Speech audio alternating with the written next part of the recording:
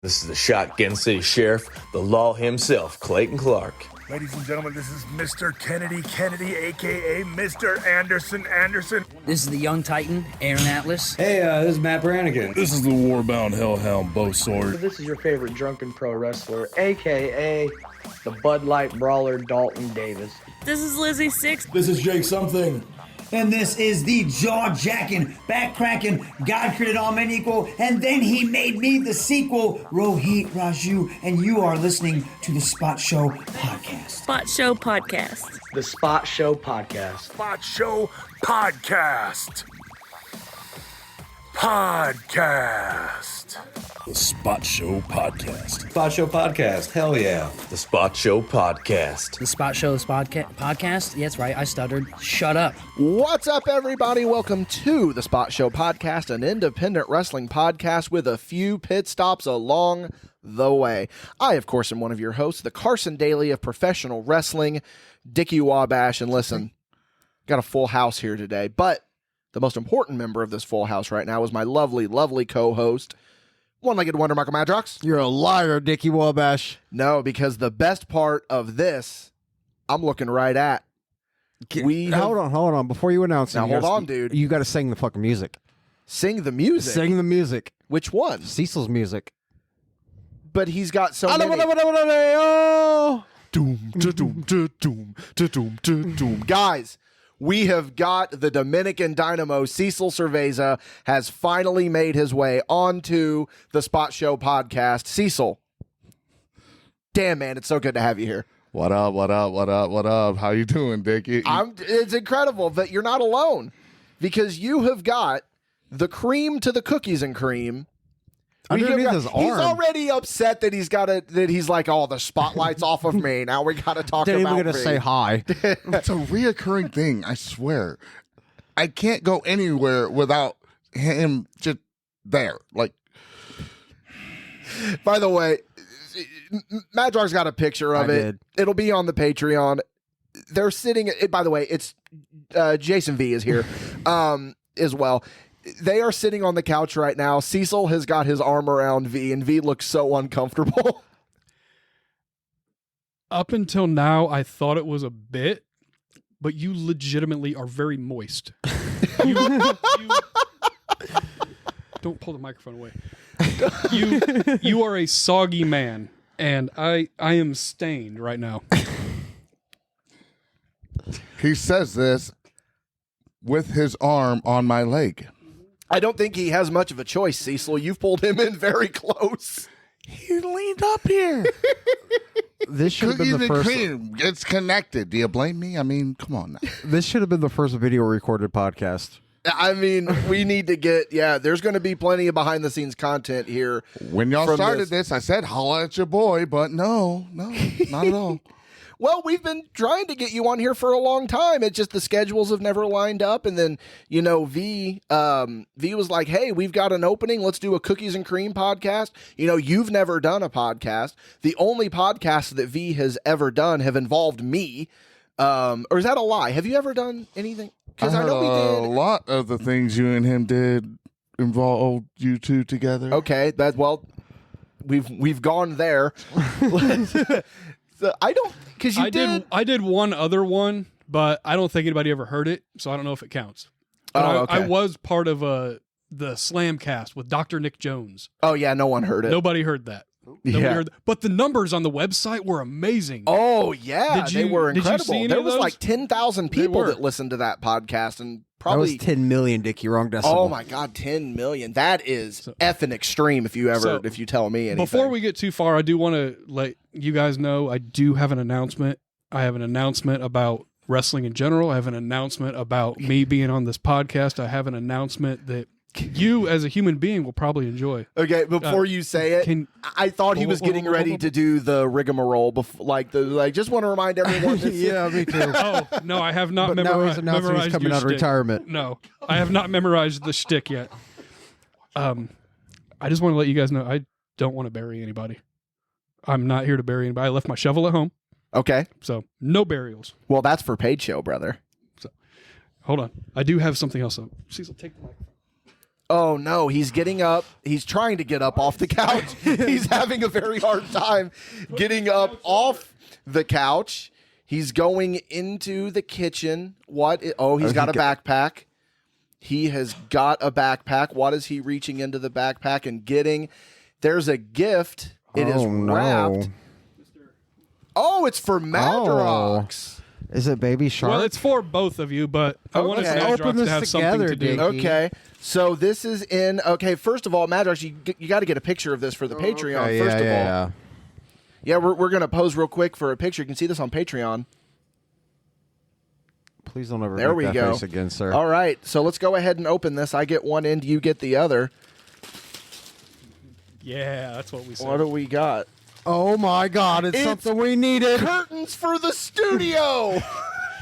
So I know with all the pulling and the tugging on the curtain that it's in bad shape. It's got the dirt stains from being in the backyard. Because the curtain is buried in the backyard. So right I now. figured you guys, it was about time you stepped up and you got a new curtain, and I wanted to provide that for you. Well, we appreciate that, V. Thank you very much. Thank you very much, man. Yeah, this is. But you get a picture. We'll lay that there, and we're going to get a picture of that. That's the first time someone's brought a gift for us on the podcast. I'm a trendsetter. Yeah. So from now on, any other guest that we have, you've set the bar very high. I brought you two gifts. I brought you that and Cecil. And Cecil, That's the gift that keeps on giving. It is. But hey, before we get too far into that, I just want to remind everyone this is the Spot Show podcast. Every week, Michael Madrox and I, sometimes some guests, we get together on this podcast and we just, kind of talk our shit. You know what I mean? We get on here, we talk about everything in the world of wrestling. If you like what we're doing here, why don't you go on over to patreon.com/MadBash Studios, back us at the $5 and above tier. You're not only going to get this show ad-free, but you're also going to get it early. You can't beat that deal with a stick. Absolutely not at all, man. But hey, there's other ways to support us. MadBashStudios.com. There you can find links to our YouTube channel. Go ahead and subscribe. You can find links to our Facebook. Go ahead and like and follow. You can find links to all of our podcasting platforms. Leave us a 5-star review. That's really what we want at the end of the day. You know what I mean? It helps us get in that algorithm to peek behind the curtain that we now have. Yeah, man. That's how we do it there. That's a 2-pack, brother. Hold on. I gotta address something. Please. Did Madrox is compare me to herpes? I don't necessarily know if you want to go that far with that one. The gift that keeps on giving. I was like, wait, well, hold on. Wait, I don't know if that's a gift. Is that Cecil. a gift, Cecil? Just say that was a little off, bro. A little off, V's man. just going, He just leaned in. So Cecil has still got his arm, and V just leaned into Cecil more. Because your couch. I don't know, man. I know that couch is very man. uneven. They're going to start nestling each other's necks here in a Your minute. couch is built at a 45-degree angle. Yeah, well, Well, see what happened was Jared Savage sat there, and then it's all been downhill. Shout out to since. Jared Savage. I missed that, man. yeah, I've not seen Jared Savage. I don't. He tried to take my face. He moved away. What a beautiful face it is to take. What a beautiful face it is to take, Cecil. Hey, another thing, too, before we get too far into this, we've got some plug skis and upcoming dates for everyone here. Here coming up this Saturday, July 27th, from when this goes live on Thursday, we're going to be at Elite Pro Wrestling. Michael Madrox and I will be there doing our commentary thing. Chris Cutler is going to be defending the MadBash Championship against Benny Bray, the newest MadBash boy. The new guy. Really looking forward to that one. Hey, and then the next day, I'm talking about the next day, Sunday the 28th, we're going to be at New Version Wrestling. Clayton Clark's going to be in action. The MadBash boys are going to be there. Maybe we're going to be filming something. Who knows? And then our next date, of course, we have got August 3rd, Signal 10, Newcastle Agony. We got Clayton Clark, the gatekeeper, versus Shank Barzini. That's going to be a hell of a barn burner, man. Crowbars and all, apparently. Yeah, you go on over. We got some plugs, too. Go on over to the YouTube channel. You can see Chris Cutler defending the MadBash Wrestling Championship against Jay Silva. That's a good match. As a part of MadBash Uncut, you can go check that out on the YouTube channel. We also got a new episode of Enough of This. When you hear this on Thursday, when it goes live for the public, we got a new episode of Enough of This, where we go over the second episode of Tough Enough, WWF Tough Enough. Stephanie's back, baby. Of course she is. And also, this podcast is, of course, brought to you by Elite Pro Wrestling and patreon.com/MadBash Studios. But you're going to hear more about them later, because we got more that we got to hear about here. You guys got a lot of stuff going on. We do. We're the hardest very working men in busy. indie wrestling right now. And I'm glad that you acknowledge that, V. I really am. Cecil's given us a little bit of a clap. All of that just stressed me out. It stresses me out. I'm the one that has to be sure all the stuff's ready. So how do you think I feel? You Yeah, I have a thought thought this for that weekend. one? Okay, I thought this weekend was bad. I started sweating. It was rhetorical. I didn't realize you weren't giving me the Iggy. I didn't know. Oh, okay. Sorry about that. But no, man, I mean, here's the really cool thing about this. You know, V, you've already been on here once. Correct. And we spent a pretty decent amount of time talking about the man sitting to my right, your left. I think Cecil has been featured on every episode without his will. I think that almost, Pretty close, and yeah. that the first person to ever bring you up on the podcast was Clayton Clark. And then from that point on, and it was never in a bad way, Cecil, come on. You know, look at you just got this look on your face right now of like, when's the burial coming? But I'm going to let you know. I told you I left the shovel at home. You may have.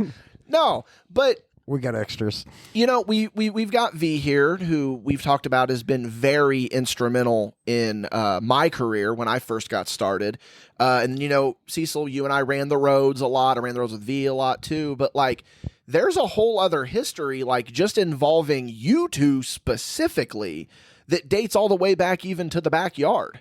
You know what I mean? So, Sorry, selfie break. oh, yeah. But so let's talk about how Cecil Cerveza met Jason V. And I feel like that I'm going to get two different stories depending on who takes the mic here. Oh, I know my story. I would kind of like to know your story. I'm going to hand this over to Yeah, you. that's her Cecil story. We're going to buy you guys another microphone. We do need one. Oh, in short, I met him at Kmart. Okay. In the action That's it. figure aisle. You just met him like, at Kmart. All right. Good Little talk, Caesars bro. Play Place. Like, what we talking here in Yeah, Kmart? were you at the built-in Little Caesars? No. I had just moved to Danville, Illinois area, and of course, being a new wrestler, you want to network and meet people. I'm walking around Kmart. Literally, I see somebody walking around with a big Band-Aid on their head. And here I am. I worked at McDonald's at the time. Of course, when you're younger and you just move to a new town, McDonald's. It's the first place you go. Right, always. right. So I go over to Kmart that's right across the street, and have my notebook. I'm writing ideas. I'm just shopping for whatever. And I see this dude walking around the aisles, big old Band-Aid on his head, just putting up stock. And I'm like... And you study the product enough to know that that's from a gig mark. Right. How do you randomly walk up to somebody and you're like, do you do pro wrestling? Like, are you in the business? Because you have the... Like, it could have happened anywhere. A box could have fallen on his head. Blanket, maybe. Something could have fell on his head from a shelf. I just looked at this dude and I assumed... You know, there's a quite possibly, I don't know, maybe. See, when I try to find a new pro wrestler, I just go around and look at their gut and see if they got tape on it to see if they got broken ribs or not. Yeah, that's a good sign. That's the only way to heal broken ribs. I know. Did you know that? I did. I learned that from Diamond Dallas Page. I learned it from Clayton Clark. Okay, so I learned it from Cecil, the Spot Show podcast. Is that your story? That's how we met. He asked the question. He was like, how did you guys meet? Okay. I remember. Yeah, I did remember that totally differently. I knew it. Completely different story. I was dating this girl at the time. She had a friend, and her friend's friend was this man. And so, friend of a friend, he heard about the backyard wrestling that was going on in Danville and Georgetown and all that. So one day I'm working at Kmart. Shout out to Kmart. Miss you.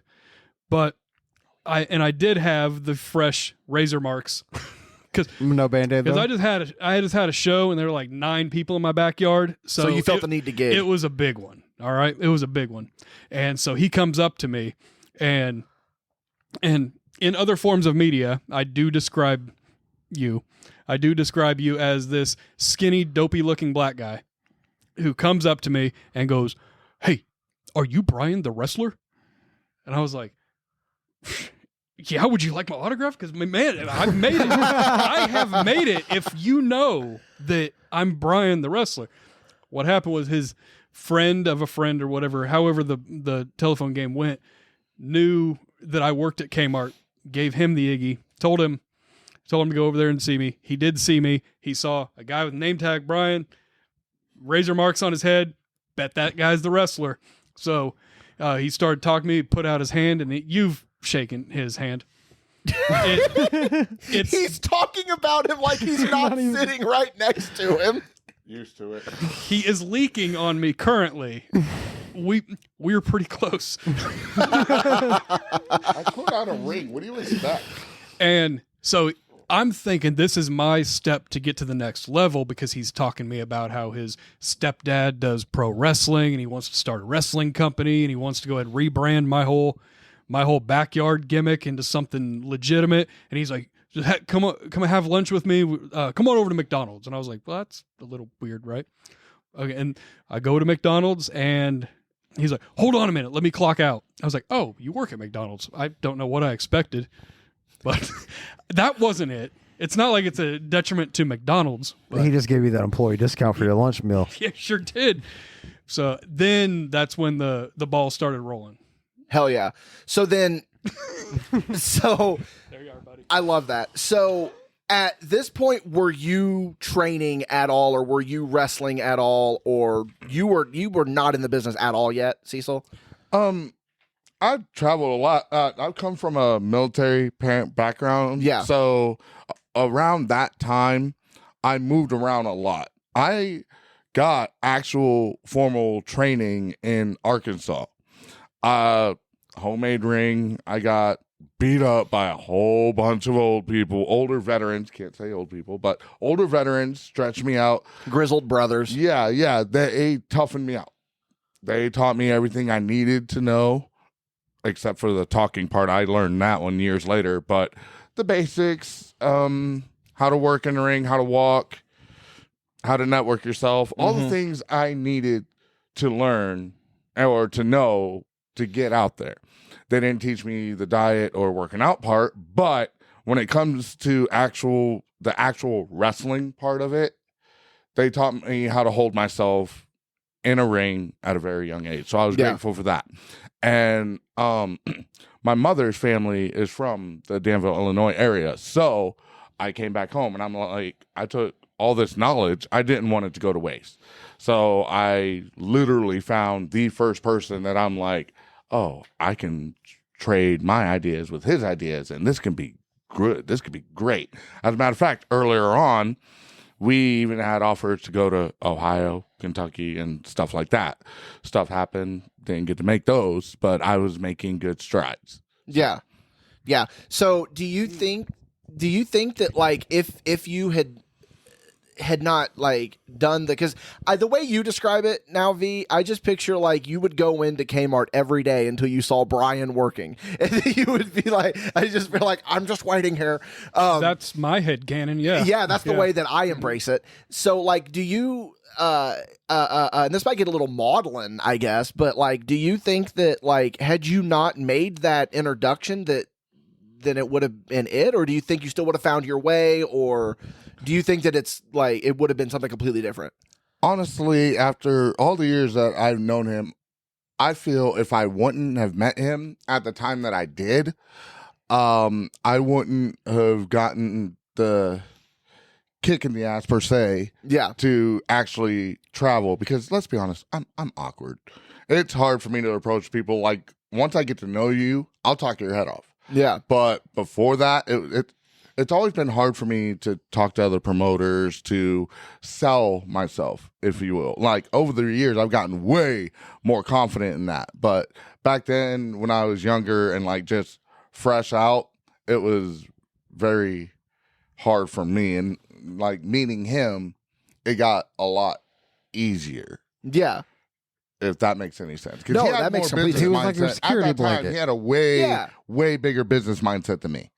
Yeah. Brother, I had the number 1 backyard wrestling company in my backyard. So didn't know that. The whole block. Yeah, no. Well, maybe there was another group in my same town, and they would promote themselves. That's where Titty came from, right? No, well, not this one, but he was pretty close. Okay. There was so many. It was like a melting pot of people, and I didn't realize it. By the way, we know someone named Titty, so that's why we say that. Yeah, we need to explain. Titty Nashville, who to this day we just dropped that without explanation. Titty, right? That's a whole other story. Yeah, the most effortlessly funny human being I've ever met in my entire life. But go on. Yeah, because I would see it on. Okay, this is definitely dating the time frame, but it was like old school message boards, like inside the web. Yeah, and things like that. And there was a group in my town, and they would talk about how hardcore they were because they would use lawn chairs and CD cases. That's hardcore, dude. It was hardcore. And, well, we were using cardboard boxes that I was stealing from Kmart. So, I mean, that's... Yeah. Really, with the CD case? Sure were. So there was a little bit of a battle right there. So I don't know if we were the number one, Mad Drugs. Not You in had my to block. be, man. You had the cardboard boxes. We did have cardboard Craig boxes. lost his job for stealing boxes on his day off. I brought some of it, too, by the way. So after the podcast, we can go ahead and dive into it. Oh yeah, that's another thing. So, shout out to the monster round. Oh yeah. Yeah. Oh yeah, I love it. Ooh, yeah. So, we pretty much when you were on, if I remember right, we talked a lot about your backyard wrestling stuff. So I don't necessarily want to rehash all of that, but we didn't really talk a lot about New Breed. We talked a little bit about it, but I feel like that now with Cecil here, we can dive more into like the minutia of like the early stages of New Breed Wrestling Alliance. And because, to bury the lead a little bit, it was your stepdad that started it. So how did that transition start from you were doing the backyard stuff and then now you're on shows? I just really liked that Cecil answered your question with the nodding in agreement. On an audio podcast. Well, that's my fault too. I should have specified. I'm still learning. Give me a break. This is his first podcast, by the way. I don't know if we announced that. Oh yeah, I think we may have. I don't remember, His but brother's yeah, been doing this thing 20 years, and no one's ever done a podcast. Yeah, with this him. is Cecil's first podcast. I'm glad that it makes sense that it's me. I guess I don't know. It's talking, okay? I've always been awkward at talking. That's why I had you. That is correct. He's like a barnacle, right? I've been watching these videos on like Reddit and stuff with these sea turtles that get these barnacles, and it's just if you don't intervene, they don't go away. They just latch on and they're with you for life. First, it's a STD joke. Now I'm a barnacle. Freaking barnacle. Cecil's the only one that turns a saying into an STD joke on himself. Like, yeah, it's like he's the gift that keeps on giving. I'm not herpes. So, is anyone going to answer my question, or I've already forgot the question. I was just asking. Like, tell me about the the starting of New Breed. Yeah, the starting of New Breed and how you guys went from there. Okay, so after the meeting, the very professional suit and tie meeting that we had at the McDonald's after he clocked out, then he said, "You should come over to my house and meet my stepdad." And I was like, "Okay." Oh. He's telling Cecil's upset right now because V's getting ready to tell I'm a not story. upset. I'm just like, wait. He's over here whispering. Go there, Anthony. He's whispering. He's gonna go there. He's gonna fucking go there. So he won't. Let him go there, Cecil. This does remind me of 2014. This whole dynamic that just happened. Yeah. So I'll try to cliff notes it. But the basic idea, he wanted me to go down there and meet his stepdad. His stepdad was the one that had trained down in Arkansas with Dominic DeNucci, Shane Douglas, and Taz. 100% factual. Anyway, okay, that's why V just gave a look. Brother's not just trying to carny a bunch of ignorant little 19-year-olds. So, yeah. 100%. Did he train with Dustin Rhodes by chance? No. He never claimed that. Okay. One. Who else did he claim? Did he claim he trained with Goldberg? Oh, wow. Good for him. Wow. That one's new. I don't remember. I heard he was also the original Mankind, wasn't he? Power plant days. Oh, okay. So he's at the power plant too. Oh. So he's also at that power plant from The Simpsons. So he had been training for going on 6 years at this point. At least. I mean, that's how you know you're really in it. So he wants me to meet him. And so I meet him, and as soon as I walk in there, this old grizzly man runs at me with a butcher's knife. Ah. As soon as I walk in the door, and he said, "We're tearing up the bathroom. Grab a knife and get in here." I was like, "Oh my God, what world did I just walk into? Is this the Texas Chainsaw Massacre house?" Yeah. I don't know. Ultimately, that was his stepdad's father. So that was your grampy. By the way, at this point, you have known Cecil all of 48 hours. If probably. that. If that. Yeah. It's all of a 12-piece nugget. So what? Yeah. Yes. All of a 12-piece nugget. So what we that got me really good. We have officially broke Dickie. Oh, it doesn't take much, brother. No. So From what I understand and what they told me later on, he had a habit of bringing home strays. Okay. So if he's going to be bringing these random people into my house, I'm putting them to work. And a lot of times they would just do it because it's straight up gaslighting. All you got to do is just start telling people what to do and say it with confidence. That's working, bro. Yeah, shout out to Dalton Davis. Yeah, that's working. But so from my basic understanding of New Breed, that's all it was gaslighting the entire time. Yeah. The whole thing. And eventually his stepdad woke up from his nap because he'd always take naps all the time. He woke up from his nap and he came in there and the largest man I've ever seen in my life.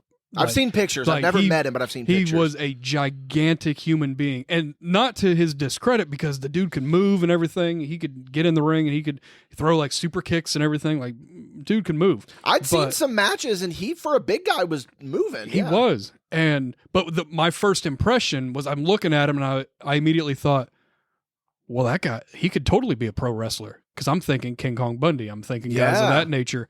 And so ultimately, it was a compliment that he was so gigantic. Yeah. So we do this thing, and for whatever reason, he decides that in order to be a professional wrestler, and we want to be professional wrestlers, that he has to chop us. Because you got to break in with, which is funny because I'm sitting here with two guys that are kind of known for their chops. So yeah. That's where it all came from. New Breed guys, we didn't have a clue about psychology or how to tell a story or how to get a booking or ever get paid, but we knew how to bump, we knew how to chop. That's all we got. Class over. Class over. Move on. It's like the school of Cody Ray Strong right there. So yeah. So it's already starting to get a little bit too long, but after this chopping fest in his living room, then he decides, okay, come talk to me at the strip club here in town. I'm the manager over there. What a brother. What a brother. And come on up there and we'll go ahead and discuss some things. Things were discussed. I then had to close my backyard wrestling company. And we, because you can't have backyard wrestlers trying to be professionals, we had to go ahead and close that. And we started working towards the New Breed stuff. Yeah. Did you have to refund the 9 in attendance? The who? The 9 people in attendance for your backyard fed? No, of course. We did it for the love of the game, my man. Love of the game. Did you charge for these backyard shows? No. Okay. No. Love of the game, my man. The love of the game. Okay. Okay. So. Yeah, so that's nuts. So then. At some point, there will be a full detailed account of this for people to go ahead and maybe purchase, accidentally get under the Christmas tree. But we'll talk about this at a later date. Yeah. So then, Cecil, from your perspective, you, like you said, your goal was, I'm new in town. I want to meet the John Mulaney bit. V just took a drink. And as soon as I said I'm new in town, V and I connected that John Mulaney bit. But anyway. You okay over there, dude? He took a drink right as I was. My best friend is currently dying right now. Go ahead and say it. I don't even remember it now. I don't either. It was, I'm homeless. I am gay. I have AIDS. And I'm new in town.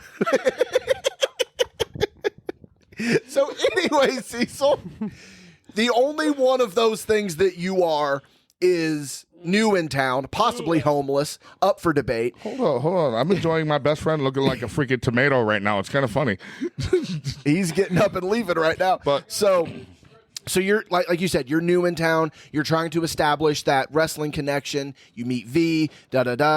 Now, all of a sudden, he's closing his backyard company. New Breed is now off the ground. Hold on, time out. Is V wearing Jinko jeans? Yeah, buddy. Oh, hell yeah. I love that. I'm so glad you pointed that out. I saw him get up and I'm like, wait a minute. So, but the point being is that, you said you were new, you were trying to meet people, trying to get right. Now, fast forward, like, I'm sure this happened in a very quick amount of time. Now, this New Breed is off the ground, and like, did you expect that it was going to happen that quickly, or like, what was your thought process going into this? Literally no, because like he said, he went to the strip club, had a meeting, and next you know, he was closing his backyard company. Around this time, I moved to Atlanta, Georgia, because I was going to go to WWA4 wrestling school to get more knowledge, get more networking, all that jazz. I was in Atlanta, Georgia for a year. I was working so much, had my own place, all that, paying bills. Long story short, I didn't get to go to WWA4. My stepdad had convinced me to come back home. He would help train me more, get me out there, and the whole time I was wondering, how the heck are you going to do that? Well, I mean, why spend that money to go to WWA4 when you can get trained by the Don, That was, like you say, gaslighting. Yeah. But so I came back home and I got a job at the strip club and everything. I was a DJ, security, whatever job there was. And I just woke up one morning and Silver King was bringing an 18 by 18 professional wrestling ring in my backyard. People. Absolutely. That was my first real mark-out moment in professional wrestling. Because really? Silver King? Silver King, former WCW cruiserweight. Was he ever a cruiserweight champion? I don't know, but he was definitely in the division. He was a mainstay of the cruiserweights. And him and Super Cholo. So this was early 2005. So WCW had closed in 2001, and so brother was still grinding. Good for him. He had to. I'm assuming he also I don't know what the indie scene was at that point. That's why I was training with New Breed. I didn't know the independent wrestling scene was a thing. I didn't know, but the internet wasn't what it is now. You couldn't just get online and then find a wrestling school within an hour of your house. And we've heard that story a couple of times on here. People talking about on enough of yeah, this. we just did. Yeah. So, but yeah, Silver King. There you go. Yeah. Yeah, and there was a ring getting constructed in my backyard where my pool used to be. Oh, there you go. That's normally how it happens. Yeah. So then at what point, because you were talking about, it was all gaslighting and stuff. At what point did you, this goes for both of you, really. At what point did you realize that there was some major carnying going on here, and you realized that maybe this isn't exactly what we needed to do, and then you guys decided to branch out more? Like, what was the final nail in the coffin? Because I lived under that tree, I was I want to feel naive to it. Like, I tried to reach out and get bookings out of state, and there was always a reason that I couldn't go at that time. But I just looked at it as I was getting smartened up.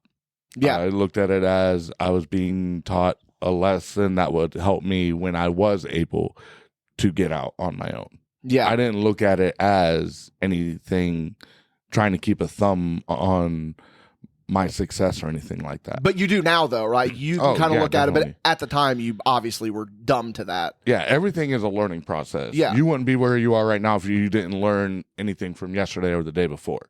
So everything you've gone through led you to here. Same in my case with the whole situation. Yeah. Like, I wouldn't be the wrestler that I am today or in the position that I am today in professional wrestling if it wasn't through everything that I went through back then.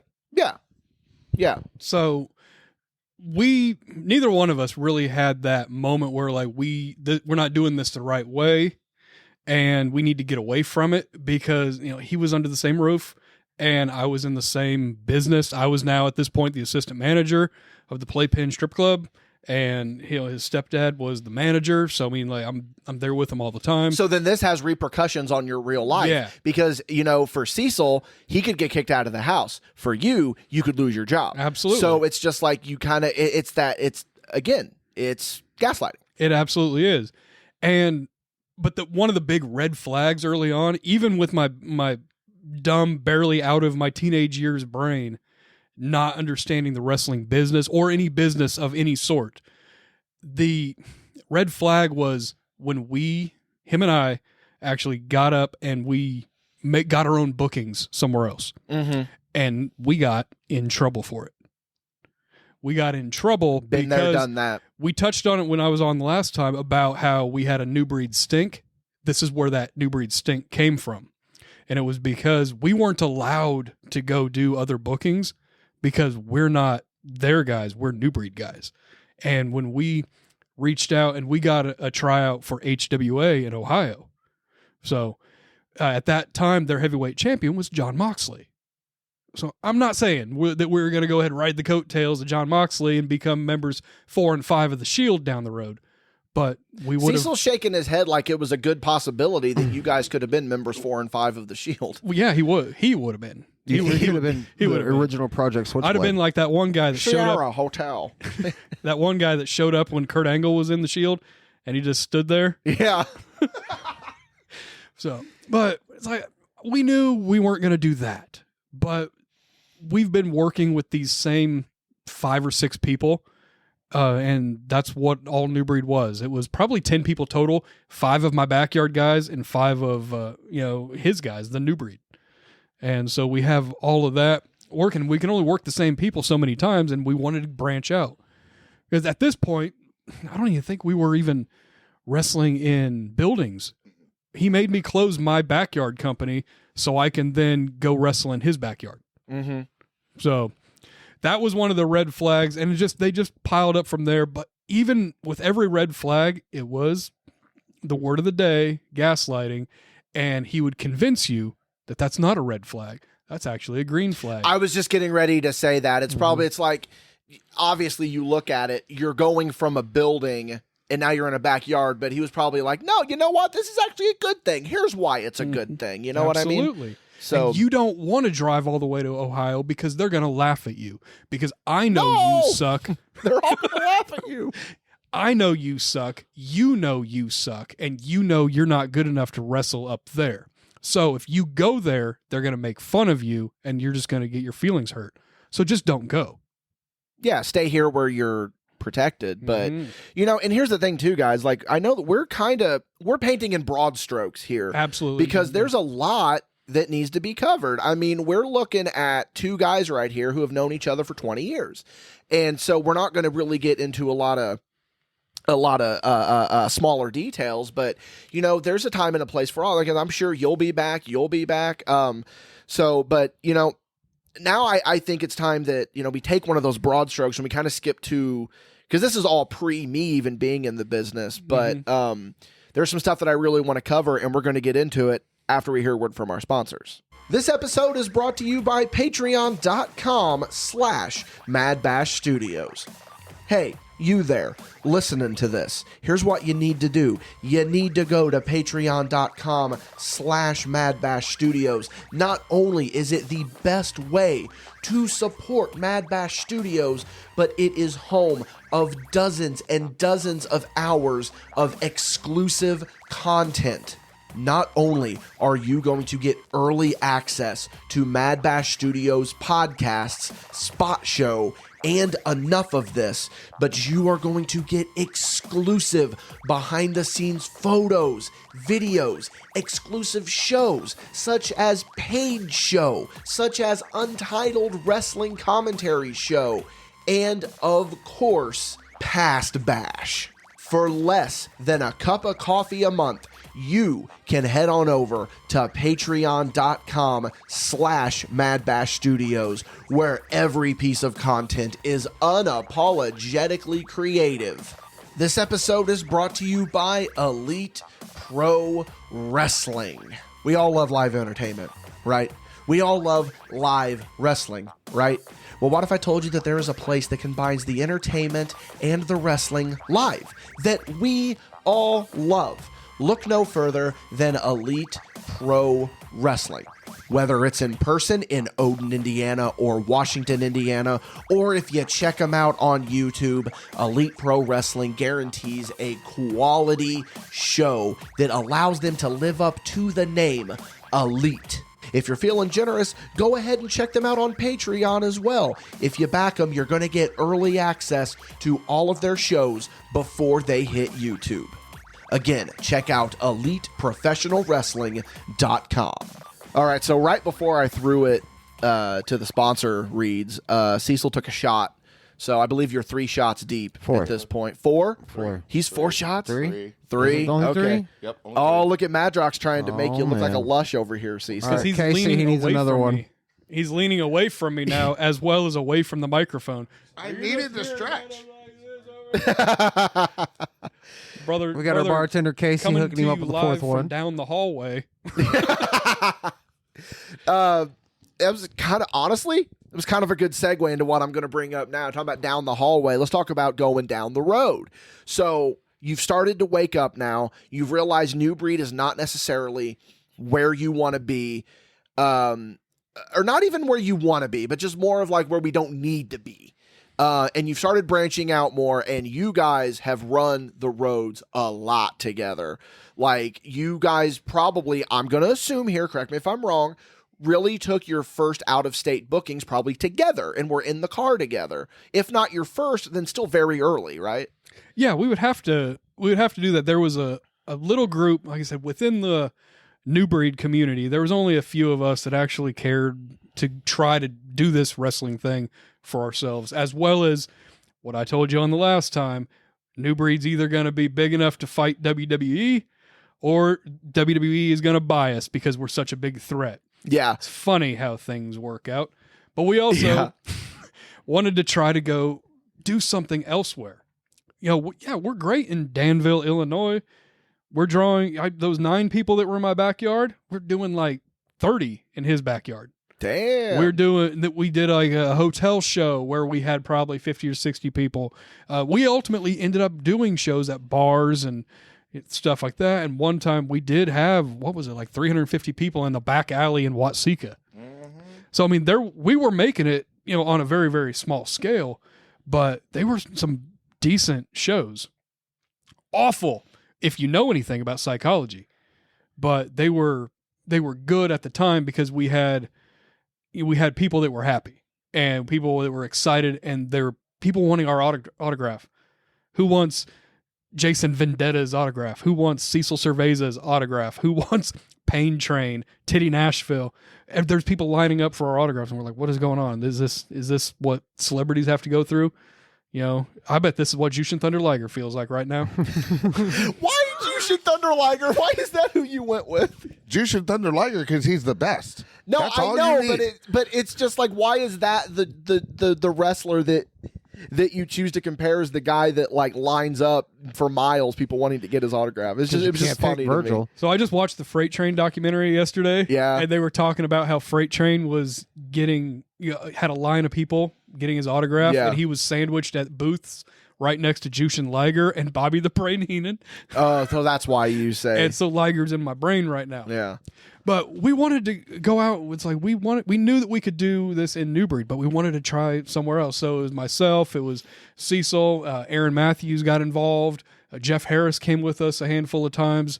A few of the other guys. Remember Jekyll? Jekyll was an interesting. What are you doing? Let's be honest. At that time, you had the car. I didn't. Okay. Yeah. I was the Sean, and you were the Marty. You didn't have to go there. So you always need a Sean and a Marty.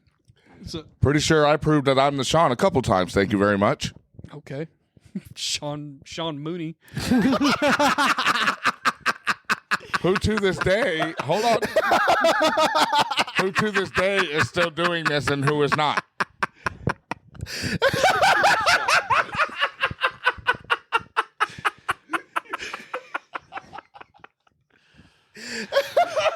That's it, guys. Thank you for tuning into the Bait Show.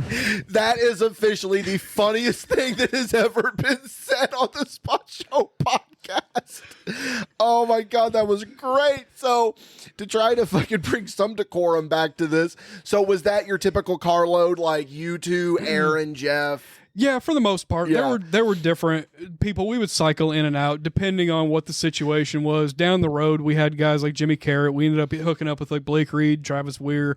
But that all came later. That was all. Yeah. That was all way later. We're talking New Breed days. Yeah, I'm talking about people that directly left with you from New Breed. Mostly. I even got that one road trip that this legitimately got me in trouble. You weren't on this one, but I took a booking in Michigan with Harker Dirge, and I got in trouble in 2011 because New Breed decided on like a Thursday that they were going to do a Saturday show at some festival.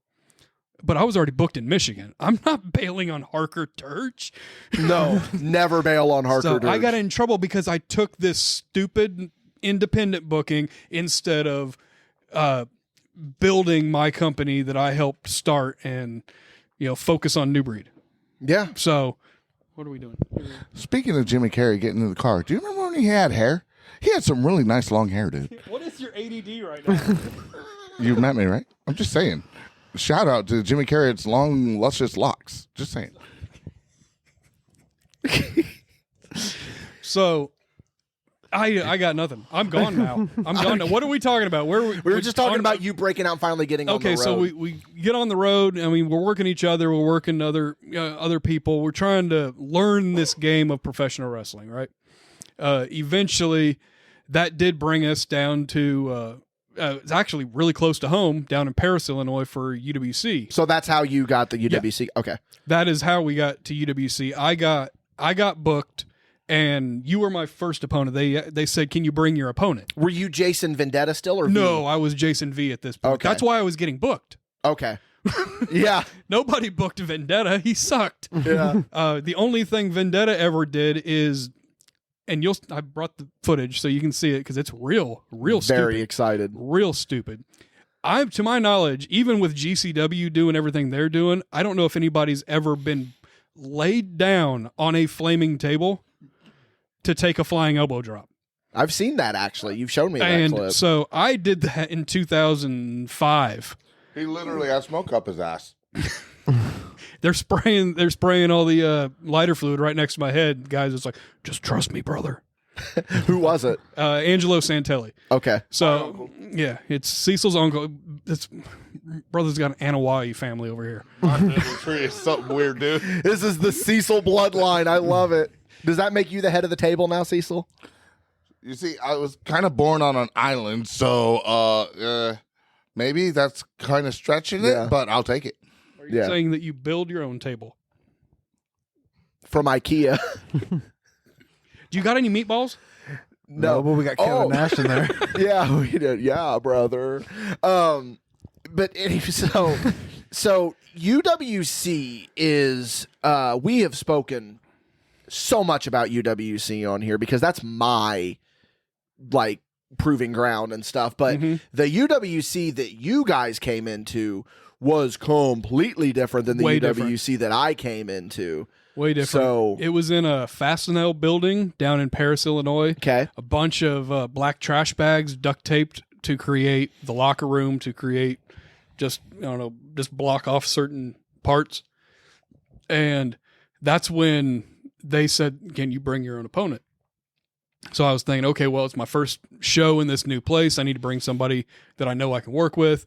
I grab Cecil, bring him down there, and we work each other.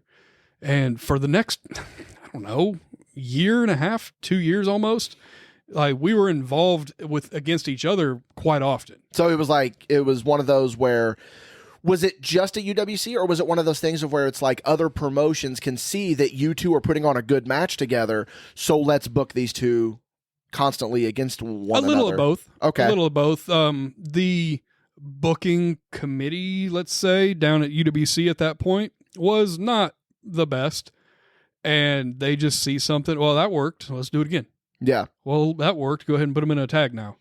And eventually that brought us to we did. What did we do? It was like a Taboo Tuesday thing where the fans got to vote on who got the shot at Blake Reed in the heavyweight title, and the other two in the running would get a shot at the tag team titles, which ended up forcing us to be the odd couple. Is this the formation of the team? Not directly yet, but yes. But getting there. If you're going to tell the gear story, you might as well just tell it. The gear story. We'll get there. We'll get there. So this one, I'm still the heel. He's a babyface. We do the tag team title match. And then we end up losing because I walk out. Because, screw that. I wanted the heavyweight title. I'm Edge from 2004. I don't want the consolation prize of the tag titles. I want the prize. I want the prize. So it compares me to Christian. That's actually that was Chris Benoit, at that point. Not a good comparison either. Right. Yeah, that's fair. Spot Show Podcast Benoit disclaimer, by the way. So we're doing that, and then afterwards, I realize I don't have any direction anyway. I'm not supposed to go to the heavyweight championship. He's not going to the heavyweight championship. We don't really have anything to do, and so I talked to the promoter at the time, Sean Douglas, and I said, what if we actually try to run a tag team?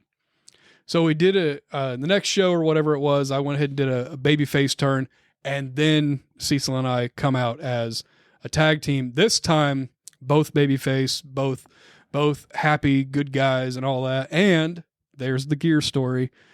I talked him into wearing the purple zebra shorts to match my purple zebra one-leg Zack Ryder style tights. Dude, get into detail. He texts me and he's like, where are you?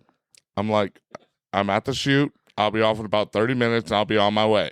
He's like, all right, do you have your gear with you? I said, no. For some odd reason, you told me not to bring it. He said, okay, good listener. So they bring us to the ring for this match against Aaron Matthews, Jeff Harris. And on the way to the ring, John Stone was the ring announcer, and I gave him the heads up. Yeah. And so he says, introducing their opponents, Jason V and Cecil Cerveza, and then he paused, and you can see Cecil's just like generic babyface fire, and he says, cookies and cream, and then he stops. Cecil looks at me and goes, are you kidding me? Really? I was like, just run with it, brother. What's going through your mind in that moment, Cecil?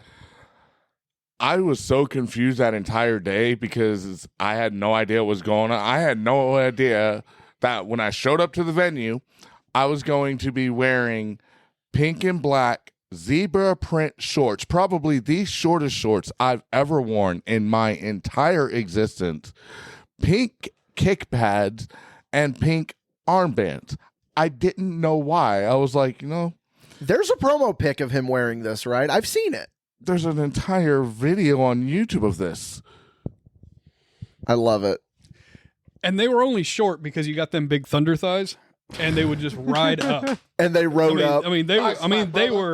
They were knee length, but when you started moving, they were going ahead and going straight Speedo. Yeah. So like I said, again, I do sincerely apologize. We're painting in broad strokes. We're probably going to get more into the minutia of stuff on Paid Show for those of you that are on Patreon. Yeah, probably. But so you start running Cookies and Cream at UWC. Did you because you talked about the thing of you see the match of it's Cecil versus V. Mm-hmm. That maybe catches other promoters' attention. Mm-hmm. Was the idea of you guys as a team, did that grow you guys' bookings, or was it? It did. Okay. It did, and in no short supply because of Aaron Matthews and Jeff Harris. They were so that became the match. That was the match. We did 3 or 4 of those matches, and they were comedy. They were entertainment. They weren't the best catch can. They're not Hackett, Schmidt, and Gotch. They're not doing any of that stuff. Where Luthez was not hanging out watching, but the people were enjoying it, and there was a lot of fun being had. Yeah. And at that point, that's when I was realizing that Cecil can go if he's in the ring with other people that are, have a similar mind. And when he could play off of these other people, then he's not, no offense, generic default wrestler A that comes out there in some boring tights and has a boring move set, and then nobody remembers you after the match. I was doing the same thing before I found the Jason V gimmick. Yeah. And then this was kind of that next step for him. So we started taking that team on the road, and you guys know the independent scene. It's different now, but it's not so different as it was 10 or 15 years ago that you can't have tag teams. No. Because nobody books themselves as a tag team, because if I'm there as a singles competitor, all I got to worry about is me. But if I have a tag team, now I got to worry about him too. Is he as invested as I am? Am I as invested as he is? What if he's getting me booked in, Minnesota, and I'm like, brother, I don't want to go that far. Whatever the situation might be. But Cecil and I were similar enough in mind that we just wanted to wrestle everywhere we could. Yeah. So that worked out nicely, and tag teams are easy to get booked because they're in short supply. They're in short supply. It's the same with especially Madrox bringing it up. Madrox. I saw Madrox scrolling through his phone. I figured that he was doing something. That was the ICW double tag team main event right there. I love that. Save that photo. We're gonna post that on the Patreon. So same thing though, man. Like we're making the waves as Cookies and Cream. Yeah. And again, the whole thing just started as a joke. It started as a rib, and then it just caught on. Yeah. So then from your perspective, Cecil, because it's very clear, Jason V was, for lack of a better term, the comedy gimmick. Did you feel like that you were lessening yourself as a pro wrestler doing, and there's no knock on V, it's just like, did you ever imagine that you would be the comedy guy, or did you not enjoy being a comedy guy first and you liked it, or where was your head at with all that? At first, no. At first, I did not like it. I thought I was being less than, I thought I had more to offer. Because growing up, I was a rockers kid. I loved Shawn Michaels, Sting. I was the wrestler, like move to move to move. Who's the better athlete type guy? You're a workhorse guy. Yeah, I was a workhorse guy. Mr. Perfect. I loved Mr. Perfect. I wasn't really like a big fan growing up as like to Hogan or I was a Dusty fan, like Sergeant Slaughter. The comedy stuff growing up, I was just boring to me. Yeah. But a little bit after me and him started doing the Cookies and Cream bit, I was like, oh, this stupid is dumb. And I was like, wait a minute, my body's not hurting. Like, I'm not out there like huffing and puffing, and my matches are good, and I'm getting a better crowd reaction. But eventually I learned that I could go overboard with it a little bit. Like at one time we did a tag match where I dressed up as Tony G, which was pretty fun, but I feel like I went a little overboard. Like a little comedy is good. That's why I was the wrestler. That's why I would get in there. I'd be the guy that move, martial arts kick, all that stuff. And he would be the person to ground me. Even now, looking at it back then, he grounded me. He kept me from going too overboard, because if I went too overboard, I'd get too crazy and I would lose the crowd. I would lose the promoter. I would just lose interest. And then I'm sure that you also kind of grounded him a little bit with some of the comedy, so it was like almost a good balance. Yeah, I'd say so. Yeah. Some of it he was just like, nah, brother, I'm not doing that. But I will see you in your Japanese strong style strike exchange, and remember our reaction we got when we did musical chairs? Yeah. So this is a good question for Madrox. I mean, did the Juggernauts ever work Cookies and Cream? I don't believe so. No, we worked on the same shows a couple of times. I think Madrox, correct me if I'm wrong, I think you and I only were in the ring for like 30 seconds total. In like some big schmoz like ICW Survivor Series. Yeah, I was gonna say it was like a 5-on-5 gimmick or something. Mm-hmm. You've probably shared the ring with Cecil more then, right? Yeah, I've shared the ring with Cecil a lot. ICW back in the day. But the Internet Championship days. Yeah. So then we're in 2011. Let's go into 2012 a little bit, because this is now where we're starting to get into. This is where Dickie Wabash kind of starts to come into the picture. Yeah, I meet both of you. So this is the first time I ever met Cecil Cerveza, because I told the first time I met Jason V story. First time I met Cecil Cerveza, it was at a CWF show. I was ring announcing, and it was you. It was like Christmas Day for you, wasn't it? It was, and it was. And little did I know that, like, it probably felt like how you felt the first. Is like, little did I know that this guy would be so integral to my. Did I use the word right? So integral to. Yeah, he's your barnacle. Yeah, he's not that I became my barnacle, but it's like, you know, because I had a good run with Cecil. But I meet him, and the first thing I go up to him, and I'm like, hey, hi, I'm Dickie. I'm ring announcing. What's your information for tonight? And he's like, Cecil Cerveza, I'm from the Dominican Republic. And then you pause, and then you go, is there a barrio in the Dominican Republic? Is that really what I sound like? Yes. Cecil, listen. Wait until he does his Tyler Scott. I thought all the shovels were put away. I'm not guys. burying you, man. So, They're not burials, observations. no, so then I meet you, and we don't really have much of a relationship. I mean, you know, we work together a couple, then I come into UWC, and the idea of me starting this Wabash Talent Agency comes up. And Jason V comes to me, and he tells me, we're going to start doing this agency storyline. You're going to be the sports guy. You're going to have this. And he says, your guy is going to be Cecil Cerveza. And I was like, really? I was like, how's that going to work? Because I knew you were so over as a babyface. What was your reaction to when you found out that we're going to turn you heel, we're putting you with Dickie, you're going to be the leader, essentially, of this heel faction? Career suicide. Yeah. Close. I was like, yeah, this isn't going to work. And then it did. Yeah. But thanks for really giving me a good answer there. So I thought you were going to elaborate more. Elaborate more? Okay. I didn't know much about you. I knew about your new wave days. Honestly, Dickie, when I first met you, I thought you were a little arrogant and stuck up. A lot of people thought that about me. I still feel that same way. I've kind of atoned for that.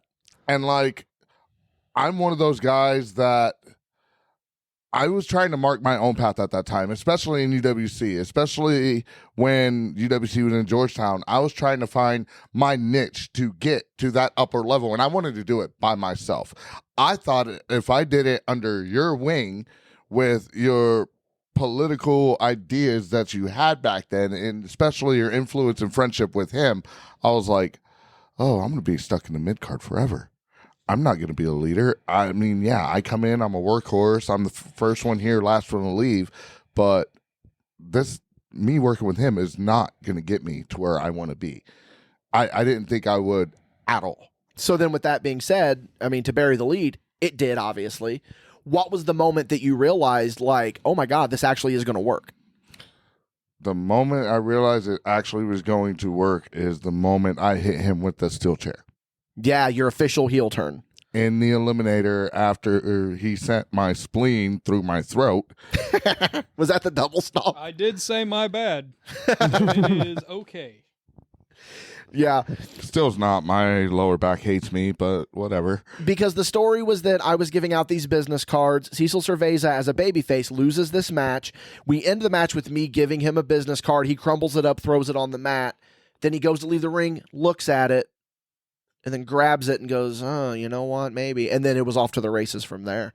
We had an incredible run with the talent agency. We really did.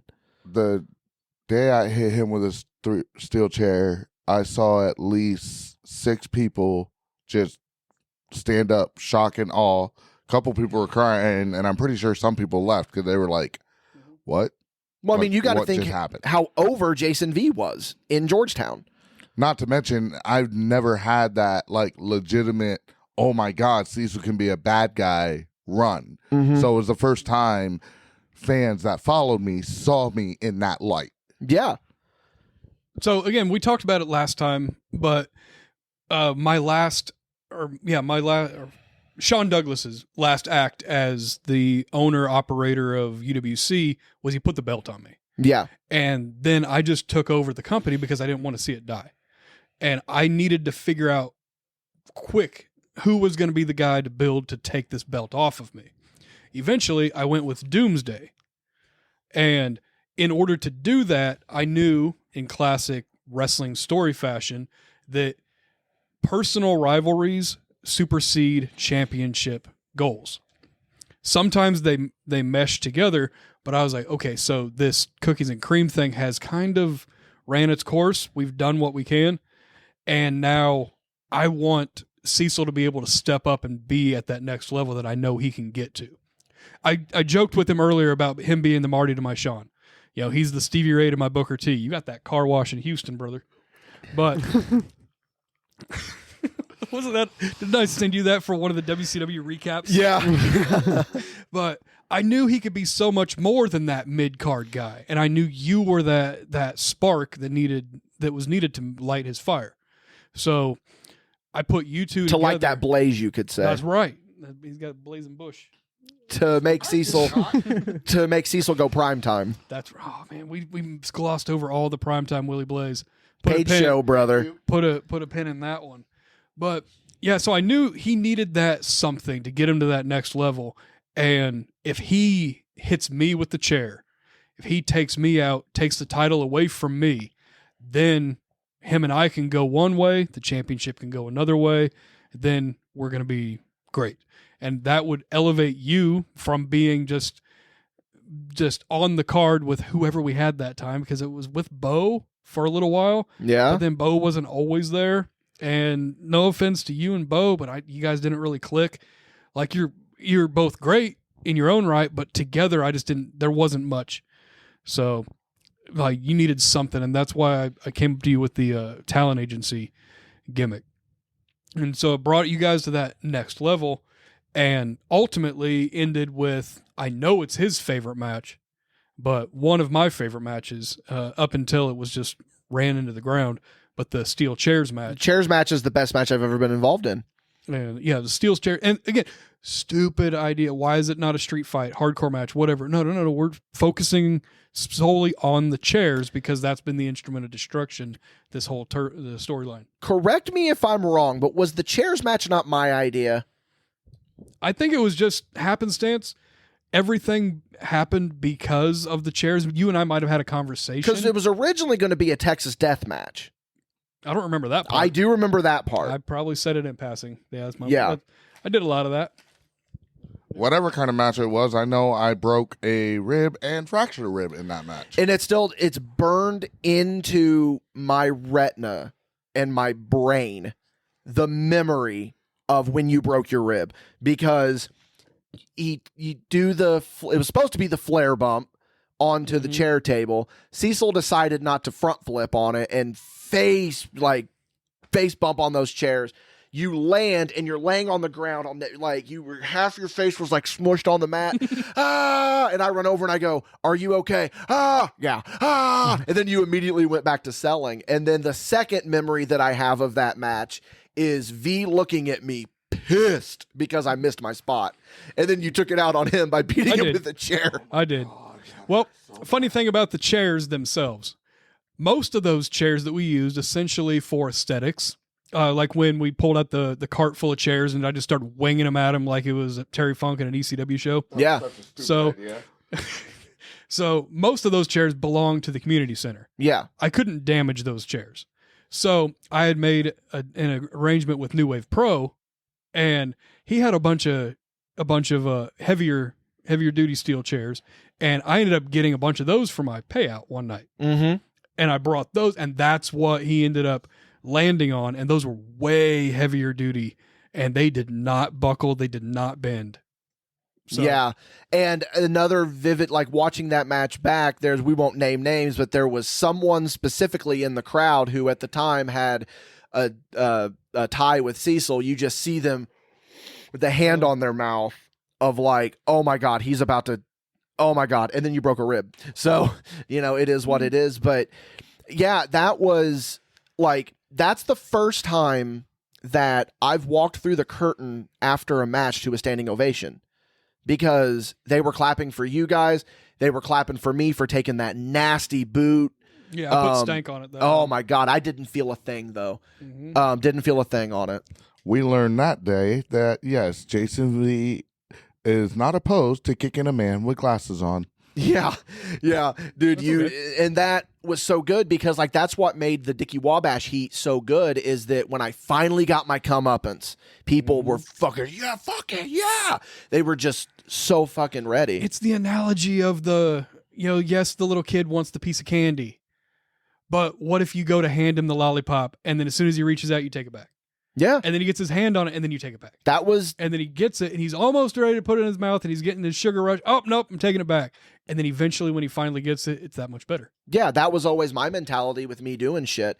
I was very protective of when stuff would actually fucking happen to me. Like one of the simplest things in the world, it was Cecil versus Matt Cage.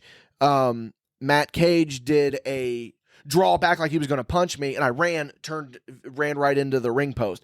People fucking ate it up. People ate it up like they thought it was so good. And like, so let's get into the weeds here. Even though Cecil and I were working together behind the scenes, we did really not like each other. No, you were oil and water. We were oil and water. And I don't necessarily know if it was my fault or your fault or whatever, but behind the scenes, we were just not clicking with each other. We just did not like it. It was almost like Axl Rose and Slash, where they don't like each other, but they know that people want to see Guns N' Roses, so they gotta work together. Yeah, absolutely. And you guys, again, oil and water. I think that's what you refer to as your Hollywood Dickie age, right? It was Hollywood Dickie era. Okay, so your ego was out of control. That chip on your shoulder, which is great to have anyway. We've discussed this, but man, it was very apparent. And Cecil, don't let me speak for you, but from an outside perspective, I think he thought you were stepping on his thunder with he's the star, he's the main event, you're just a side piece. And it would have been one of those things that like if we would have just sat down, it wouldn't have happened. If we just would have sat down and communicated, but that's how much we just did not like each other. I would just show up. All right, what spots you got for me tonight? Oh, okay, so we're going to do the I choke on the rope, you do the drive-by in Enzy, which was one of our go-to spots we would always do. It's like, all right, cool. And then I would just go talk to my buddies and then he would go his way and then he'd be like, Dickie, it's time. And then it'd be like, all right, let's go. And then we would walk to the ring together. And then after, it is what it is. And not to mention that, keep in mind, at this time, he had been a professional wrestler for a little over 10 years. Yeah, I had been in for 2 years. Yeah, you've been in for like a little bit more than a cup of coffee. Yeah. So when he more than a 12-piece nugget. Yeah, more than a 12-piece nugget. Right. I hated you. I think that I was on my second cup of coffee at this point, but yeah, so, it was. If you got anything to add to that, have at it, brother.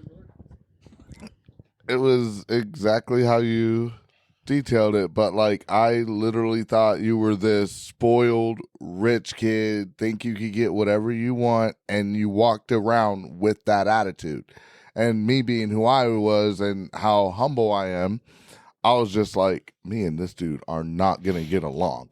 But when my music hit and we had that moment out there, Cecil and Dickie Wabash clicked. Yeah. Like Bobby Heenan and Rick Rude. It clicked. It worked. All of it worked for that entire year and a half, however long. Even when, like, after I lost the heavyweight title and we were still going, you were still impressed on how much I was teaching you as well as you were teaching me, because I got dropped back down to that mid-card level, but still I was still pushing and pushing. You're like, you know what? Even though we're going with somebody else, because Blake Reed was getting because then Blake Reed became the monster heater. Yeah. He would always tell me, V would always tell me that you would go up to him and be like, okay, I got these, but where are we going with Cecil? Yeah. Because our stuff is still because I was clicking. in the mid card with you, and then I was in the main event with Blake Reed. And I'm sure that from your perspective, did you feel that Blake took your spot, or like were you upset by that? Or nope. Okay. Because I knew with or without you, I could still get that spot back, and I knew with you and getting you more stuff to do, it just would have been easier. Like when you signed the contract for the title match with Harker. I knew that I could do things, especially with him running the pencil, that I could get back up there. The more I involved you in my stuff and pitched the ideas to him, the less Blake was getting noticed. That last run with Blake Reed and you didn't have as much steam as me trying to prove to you that I was still that guy. I think that the version of the agency that is the best was me, you, and Blake, and then a very close, like milliseconds second, is me, Blake, and Travis. But the issue with the me, Blake, and Travis version of the agency is that we didn't really get that long of a run because UWC was in its downward spiral. And we were all like, I was burnt out. I had left the business for the first time at that point. But yeah, like I have always like thought so fondly of my time with you, like even though that we weren't really clicking, and like I just want to use, like we've had the little few conversations, but like I want to use this public forum to be like, Cecil, there has never been any heat between us. Like, and if there ever was, and you thought that there was, I mean, let's use this as the official fucking burying of the hatchet. Like, I mean, anything that said no burying. Yeah, no burying on this one, brother.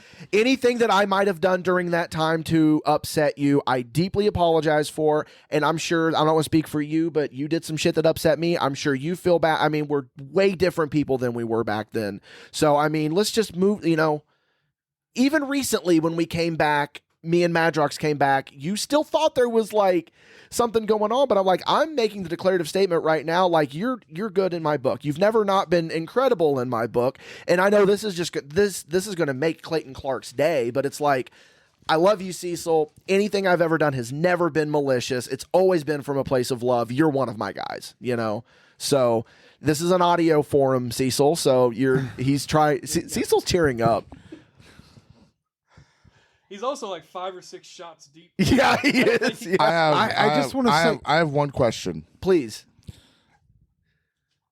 Anywhere in the time that you've known me, have you ever looked at me and thought, wow, Cecil can be a main event guy? Yeah, it was whenever you and I were running together. Like, and that's when Before I knew. that. Oh, before that, I didn't really know you well enough to know. But I knew that you had that potential when I first started to know you right before the heel turn. I was like, yeah, once it was laid out, I was like, yeah, Cecil will be able to pull that role off. No problem at all. Especially when you give the special sauce of me being your mouthpiece. To be honest, that was a problem. Okay. I've never put myself out there as being, oh, I'm this big old vet. I just know so much. No, I've never done that, and I never will to this day. Around that time before the Wabash Talent Agency, I always thought that I always think I'm getting ripped. I always think that somebody's playing tricks on me. I mean, to that be nobody fair. is sincere about anything when it comes to me. That's how I always feel. And Yeah. maybe that's a defense mechanism. Maybe it's just Could me be. protecting myself. But when it came to you, even back then, I always thought you looked at me as a joke. No, I never I was did. nothing. Like, oh, here's this kid thinking he's good, but he isn't really nothing. When the only thing since I was 3 that I am super knowledgeable about is professional wrestling. I would always want to talk to you about different ideas, different storylines, different stuff, but I didn't know how to approach it because you always had this better than thou attitude to me.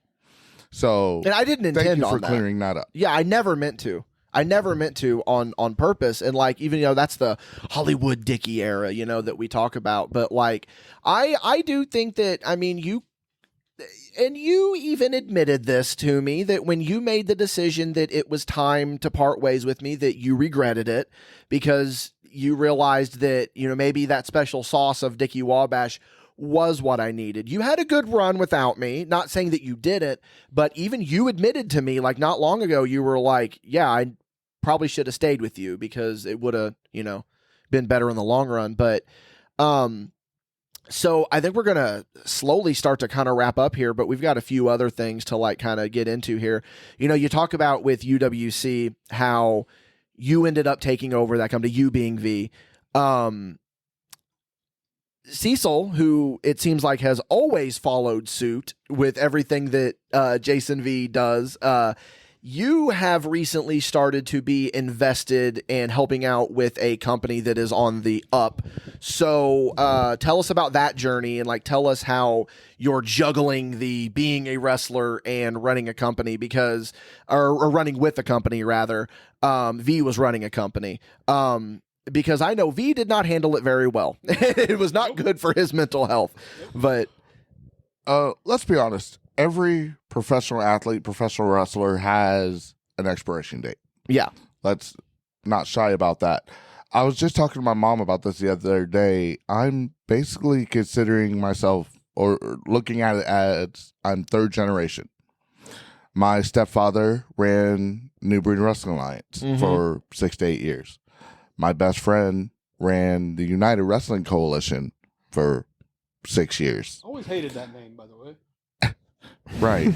Right. What does that mean? Because, boy, we were not united. No, just Currently, I am helping to produce and direct All Vermilion Wrestling. Yeah. And it has mostly with that goal of keeping professional wrestling to the community that I live in. Successfully, there have been 4 events. August 18th is our next one, and I'm hoping I have a good team. I have a good backup team. I couldn't ask for a better team of people to work with. So hopefully we keep that same momentum, and hopefully I can continue a legacy for Vermilion County that has already been started from my stepfather and my best friend. So. Yeah.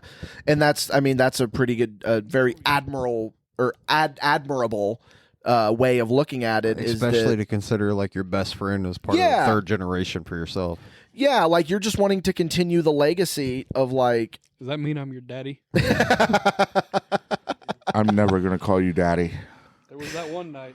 Well, you did say third generation. There was that one night. We don't talk about things that happen in Vegas.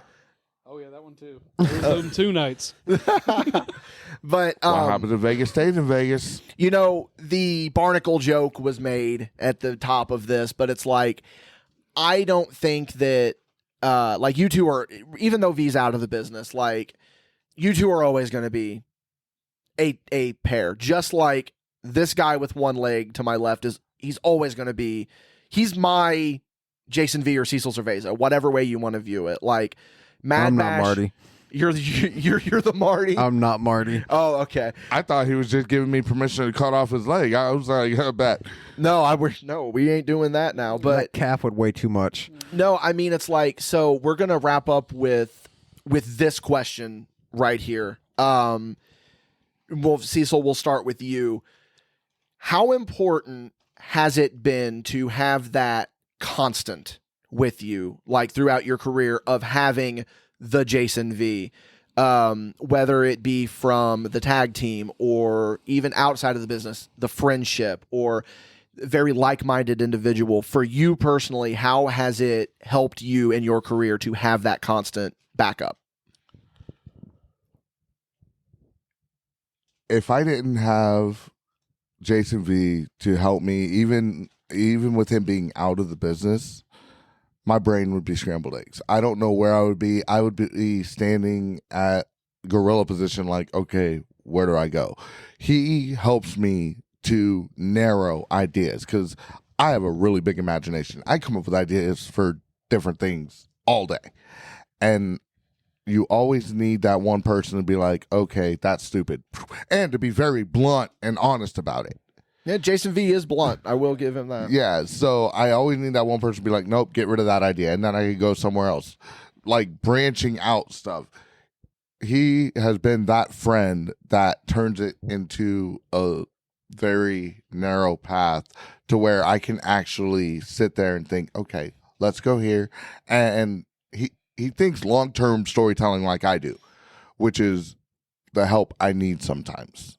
And his friendship over the last 20 years, it's helped me to focus my mind to where I can actually make sense of things and literally enjoy what I'm doing. Mm-hmm. To where he may say he doesn't enjoy it anymore or he hates this or hates that.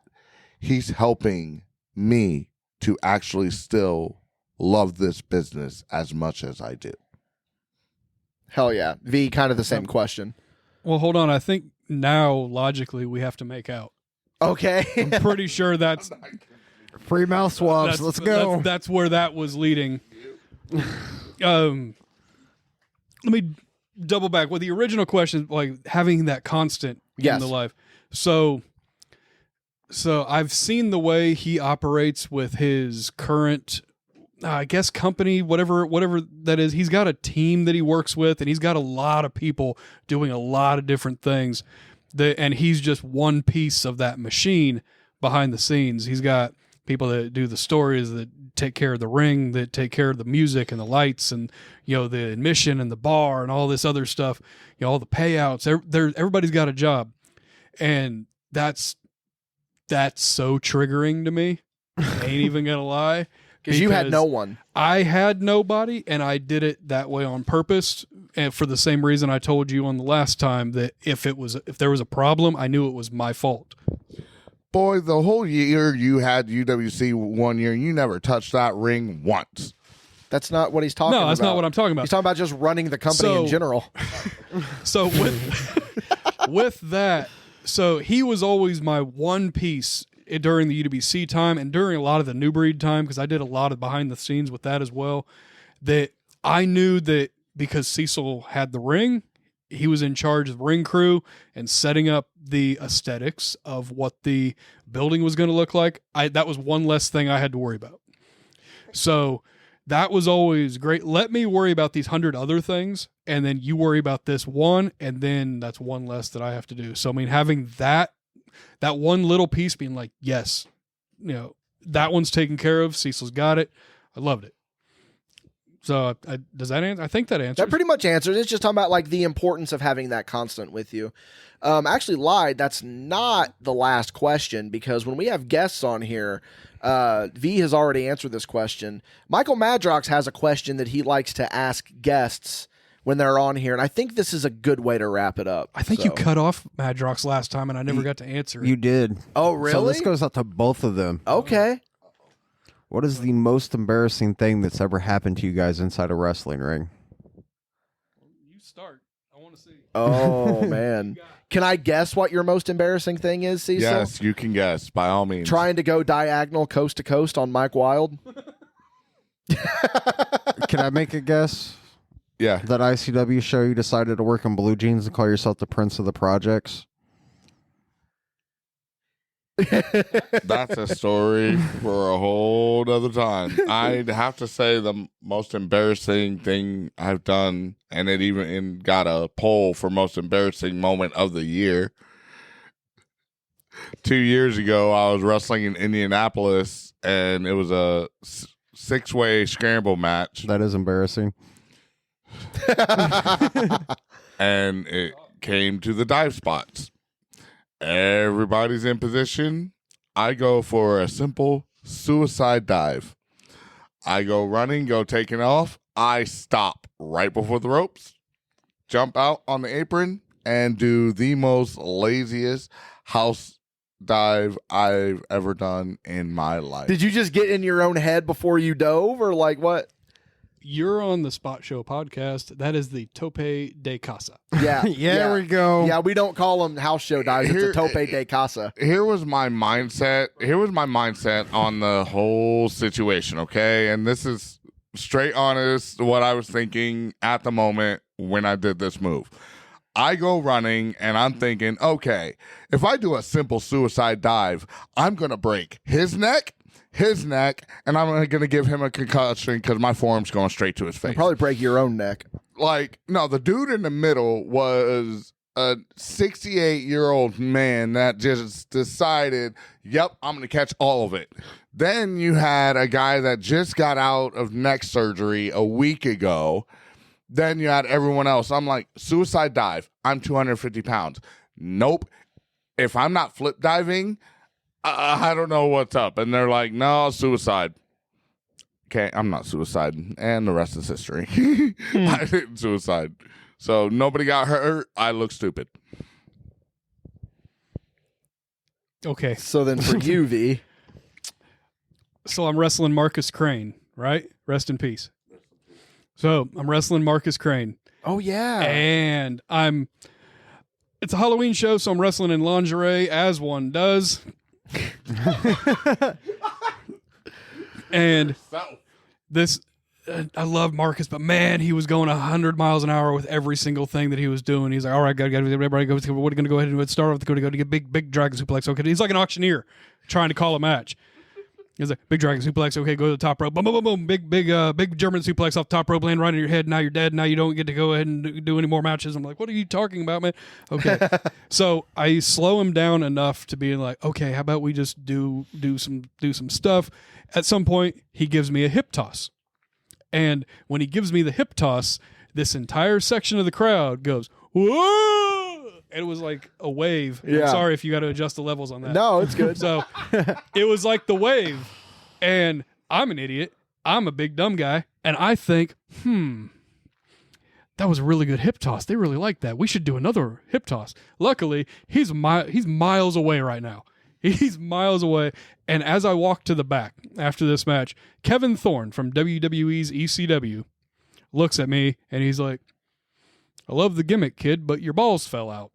Oh, I forgot about this And story. I go, I'm sorry, sir. So that's why they were going, oh. That it was not a good hip toss. It was that your nuts were out. I was just full frontal, just going ahead and just showing everybody what I got. And that's when I learned, if this is for the younger generation now, if you're going to wrestle a match in lingerie, you need to wear something under it. Under gimmicks. So, PSA, the more you know, rainbow. I love that. I love that. Well, Cecil V, this was an incredible podcast. I think that we have officially broken the record. This is probably after ads. This might be the longest episode. Oh, we got to keep going a little bit longer than. See, I thought we were this. I was like, man, it's like getting dark now. Like, this may be the longest Spot Show podcast, and I think it's going to be even better on Podski whenever we run into that. But V knows how I feel about him. I've praised at the altar of Jason V so many times on this podcast. Cecil, I got all the love in the world for you. I know you don't. Me, guys. I know V, you don't really have any plugs, but Cecil, you stop that right there. I have a plug. Oh, do you? I have a plug. You can find me on suno.com/formerly fabulous. Okay. Oh, yeah. And Mikhail Murphy used your song last night, by the way. Yeah, his AI song. Excellent. I'm getting royalties. Yeah, you need to. But Cecil, where can whether it be a social media plug or some upcoming dates, where can the people see you? You can follow my Facebook page at Cecil Cerveza or All Vermilion Wrestling. Eventually, we'll have a website out. Crossing my fingers. But All Vermilion Wrestling will be back at the Exit 210 Saloon on August 18th for Knuckle Up at the Saloon Part 2. I hear there's going to be some pretty good commentary on that show, too. That's what I've heard. I have heard the commentary team's pretty good. Yeah, definitely. They're fine. But thanks you guys for having me. I hope to come back soon. This was actually really fun, guys. Yeah, we aren't done yet, brother. We still got to go into paid show, but yeah, don't forget my Instagram we're plug now. Definitely going to do. We're not done yet with you. We're getting ready to get to you. We straight up popped his chocolate cherry today, and I think he did a good job. Yeah, you did a very good job. Tell him he did a good job, You did a good job, Cecil. Are you complimenting me? What is life right now? You can, of course, find me on Instagram at DW_mischievous rabbit because Jason V hates how I say mischievous. You can find Madrox on Instagram at the word 1 and then the numbers 900 909 9900, which is the best Instagram user account I have ever seen. Legend. The big plug, MadBashStudios.com. For those of you on the Patreon, we're going to be rolling into paid show. I have a feeling there's going to be another guest on this paid show with us that's going to be a lot of fun. And then the rest of you, we'll see you down the road on some form of content.